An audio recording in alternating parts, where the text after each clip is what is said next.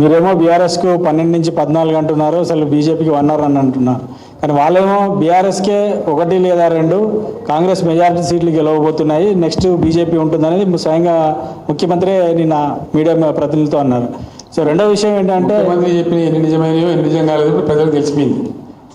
రెండో విషయం, ముఖ్యమంత్రి గారు చెప్పిన విషయాలు నిజాలు ఎన్ని అబద్ధాలు ఎన్ని, మన అసెంబ్లీ ఎలక్షన్లో అని చెప్పిన ఎన్ని జరిగినాయని ప్రజల అనుభవంలోకి వచ్చేసింది ఆల్రెడీ. దాని గురించి నేను కొత్తగా వ్యాఖ్యానం చేయాల్సిన అవసరం లేదు. అంటే ఈ పార్లమెంట్ ఎన్నికల ఇష్యూ కాబట్టి చెప్తున్నారు, అంటే ఈ సీట్ల విషయంలో మీరు అంటున్నారు కాబట్టి వారు అంటున్నారు.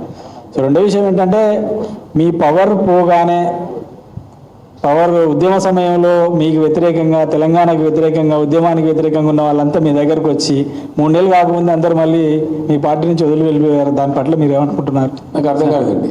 అధికారం కోల్పోయిన వెంటనే మీ చుట్టూ ఉన్న వాళ్ళ, గతంలో తెలంగాణ ఉద్యమం సాగినంత కాలం తెలంగాణను వ్యతిరేకించి, కేసీఆర్ను వ్యతిరేకించి, తెలంగాణ ఏర్పాటుని వ్యతిరేకించిన వాళ్ళు తెలంగాణ ఏర్పాటు కాగానే మీ చుట్టూ వచ్చి చేరారు.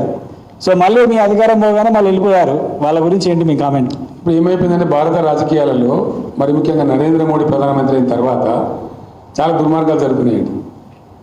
ఏమైందంటే సన్ఫ్లవర్ గ్యాంగ్ ఎక్కువ తయారైపోయింది. ఆ సన్ఫ్లవర్ ఏంటంటే పొద్దున తిరుగుతుంది. ఈ పవర్ ఫ్లవర్స్ ఇవన్నీ ఇప్పుడు కాంగ్రెస్ వాళ్ళందరూ కాంగ్రెస్ గెలిపిస్తారా అండి? గెలిపేయడానికి పోతున్నారా? ఎందుకు పోతున్నారు? వాళ్ళు వాళ్ళ స్వార్థం కోసం, వాళ్ళ పనుల కోసం, వాళ్ళ పైరవీల కోసం, వాళ్ళ స్వలాభం కోసం పోతున్నారు. మీరు చెప్పిన దాంతో నేను అన్నిటితో ఏకీభవిస్తున్నాను, ఒక పాయింట్ ఏకీభవిస్తలేను. అందరు పోయినారు, మీరు అందరూ పోలేదు. బీఆర్ఎస్ ఒక మహాసముద్రం, 60 లక్షల సభ్యత్వం ఉన్నటువంటి పార్టీ. ఎవరైనా ఎలిమినేట్ చేస్తాం పలానా దాన్ని అనుకుంటే తప్పదే, ఆ గర్వం పనికిరాదు. మేము మొన్నటిదాకా 10 ఏళ్ళ అధికారంలో కాంగ్రెస్ అవుట్ ఆఫ్ పవర్ ఉంది. కాంగ్రెస్ ఎలిమినేట్ అయిందా? డెసిమేట్ అయిందా? కాదు కదా.